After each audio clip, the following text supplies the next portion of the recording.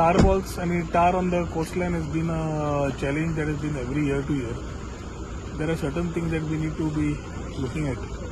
Last few weeks, media logs have been complaining of this, which is an annual affair. Spillage in high seas leading to these issues, and environmentally also we are needing to see how it has to be handled. Goa State Pollution Control Board has been given the mandate to issue directions or orders for cleaning up the thing. As of now, the beach cleaning guys have been cleaning up the whole thing. We had come to ROC beach to take a first-hand information about what exactly is happening.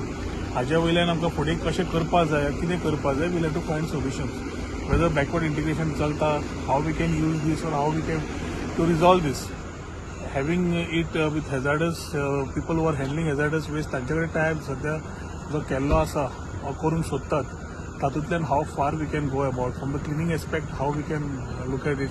A lot of things need to be discussed, but it's a serious issue as far as tar balls or the tar on the coastline is concerned, which spoils the coastline and also environmentally destructive. ते करपा खातीर म्हाका दिसता की आज जो आरोसी येवन view घेतला, since this is one of the points which has been coming, we have asked the Goa State Pollution Control Board to have a sampling check. Also, we have asked the beach cleaning people to pick up some samples of the water, so that whether it's skin irritant or whatever is happening, we need to know what is happening. So ते करून check करपा खातीर आमी सांगिल्लें आसा.